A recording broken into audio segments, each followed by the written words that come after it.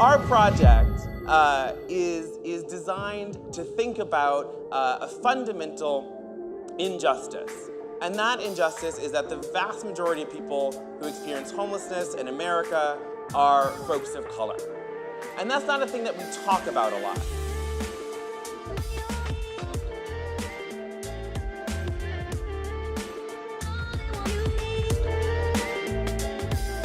So I want to talk today about, or I guess where I want to start today, I should say, is with a friend of mine who is in this audience and who I frequently steal some of my best thoughts from.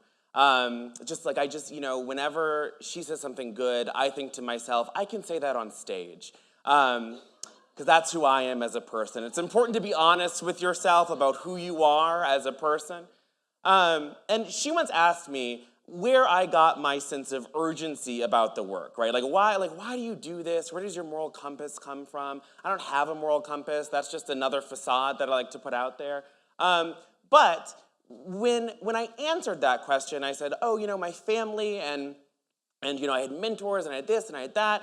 But increasingly, I'm starting to think that I'm also doing this work in order to answer a question.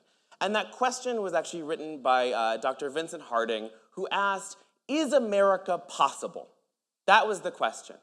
Is this nation where diversity is our strength, where we believe fundamentally, right, in each other, is that nation still possible?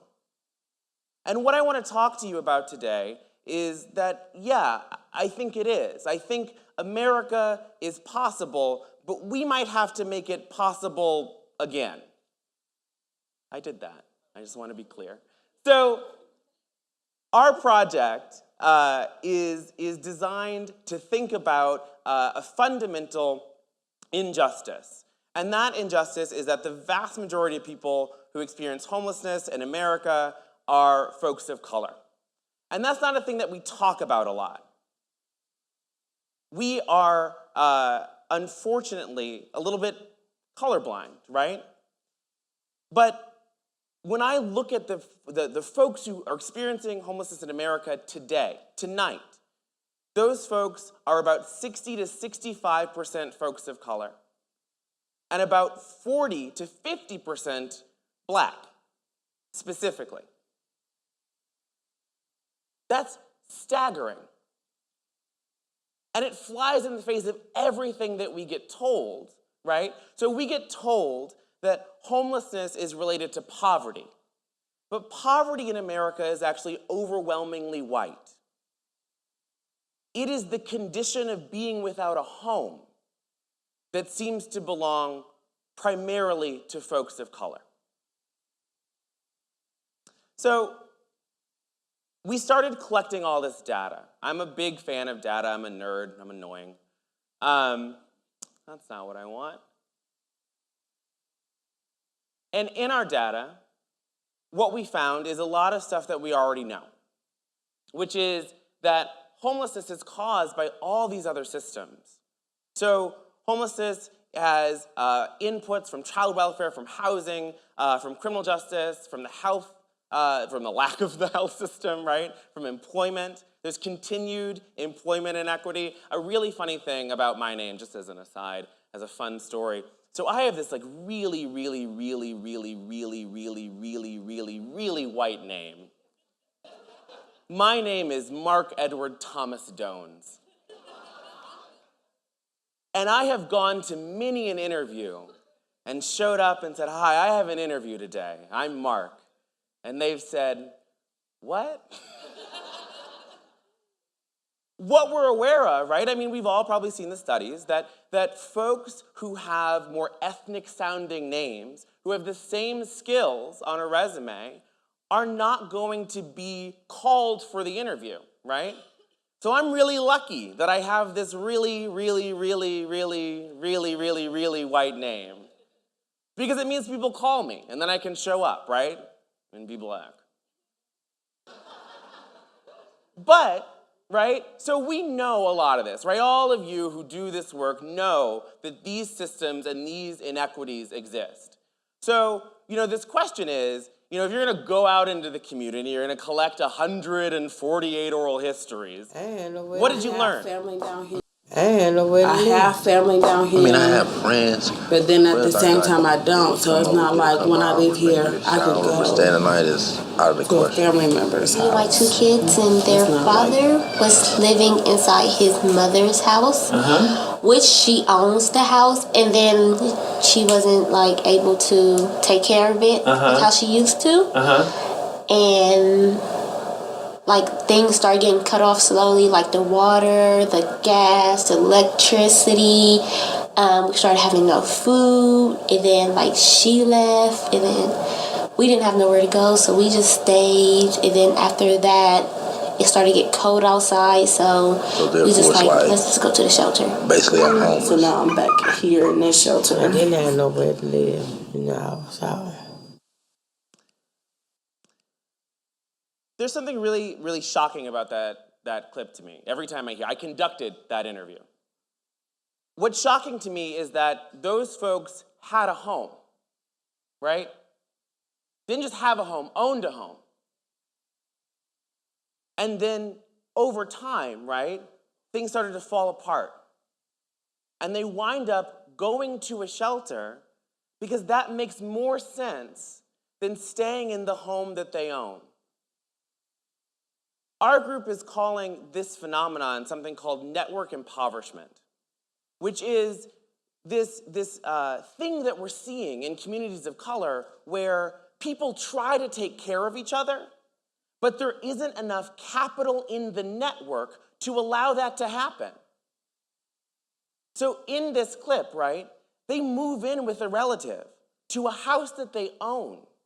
And then one by one, things start getting cut off, right? Because they can't quite afford to keep it all going. That's shocking.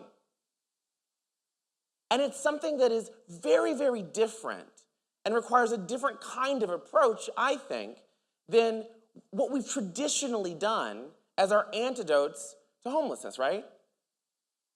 Connect people with programs and put them in a house and it'll all work out.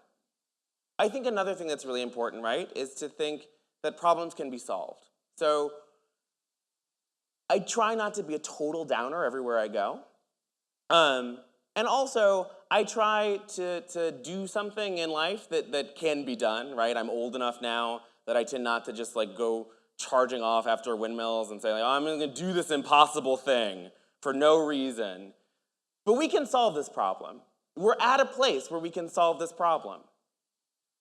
And there are a couple things that we have to do in order to make that happen. So the first thing is that we have to continue to bear witness to the reality of racism in America. We have to be brave enough to have that conversation. We have to be able to say that more people of color are experiencing homelessness, and they're experiencing homelessness differently. That matters.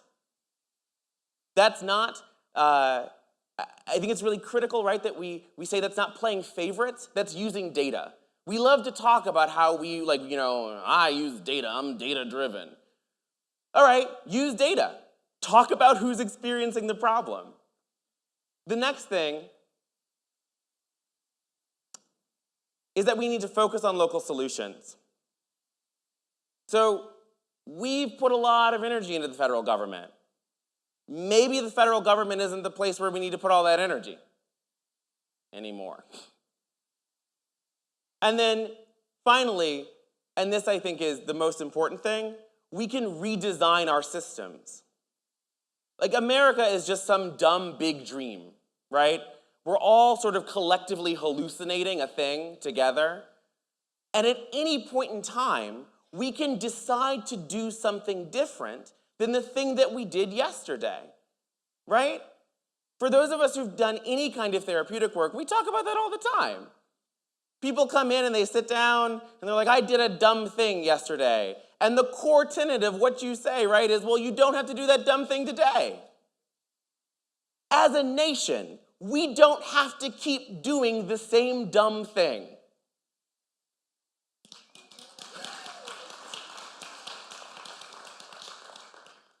So just a couple quick real usable things, right? I think it's great to have big ideas. I'm a big idea person, but I also think that fundamentally, when we talk about how we're going to get to an equitable nation, when we're going to get to justice, justice is not something that rolls in off the mountain. Justice is an implementation project, and we can do that.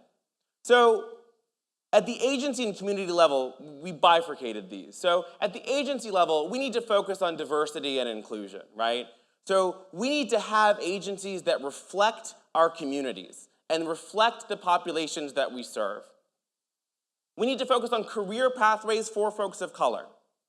If I walk into your agency and you tell me that this is your front desk person, Martha, and she's a black woman and she's been there for 15 years, I'm gonna tell you your agency is deeply unhealthy. Martha should have moved on by now. She should have a different job. Martha might need to run the place, I don't know. We also need equity positions. We need people who are thinking about how to make racial equity in the world. It can't just be, right, the thing that a group of people come together to do after work.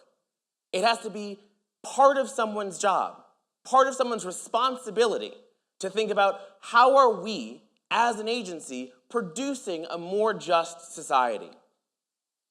At the community level, we need to think about asset building, which means restoring, right, or in some cases for the first time, providing for communities of color to build wealth and capital. We need to make sure that community voice guides how that happens. So often, right, what we see is very well-meaning, very wealthy white folks will come into a community and be like, this is what you need to do. I'm gonna teach you how to open a savings account. I'm gonna teach you how to make healthy food. Let me be very clear. People who look like me cooked the food for this country for 200 plus years. I know how to make dinner. That's not the problem. The problem is, where do I buy the food to cook? Do I have time to cook? And finally, we have to think about economic mobility. And with regard to economic mobility, I think there's something else that we need to hear from the voices of the folks that my team had a chance to speak to. I work at a hotel. I've had fast food jobs, housekeeping, warehouse jobs, Subway, store jobs. I was a shift manager for like 4 years. Just about a little bit of everything. So like restaurants, I did home health aid. I did all that. I want to do a job that I actually want to do. And all the jobs that I'm doing, I feel like I'm doing so much hard work and I'm not getting, at the end of the week when I get my check, I'm just like, I just did all this work for this little bit of money. It's not motivating at all. It makes me not want to go to work. And then another thing that drives me insane, like when I hear like people say, oh, we're trying to help people get jobs and we're coming in like with resources to get jobs and stuff like that. Oh, the kind of jobs that we're offering to help people get are this and this and this maybe, you know, but not everybody wants to go into that field, so they're really narrow options. very narrow. And it's like, okay, so if I can't or don't want to go into that field, then what am I supposed to do?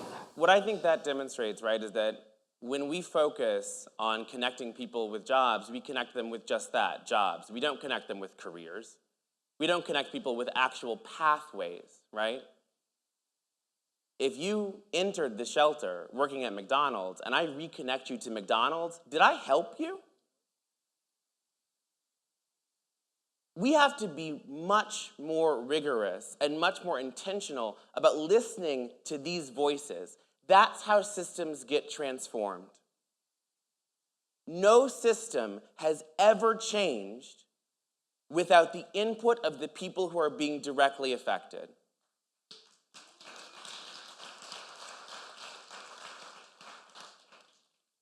So what can you do right now?